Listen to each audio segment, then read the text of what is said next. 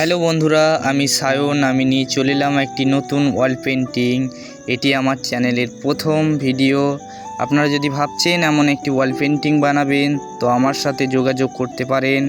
স্ক্রিনে দেওয়া নাম্বার থেকে আমাকে কল অথবা হোয়াটসঅ্যাপ করতে পারেন। আমার বীরভূম জেলার মল্লারপুর শহরের পাশে বাড়ি।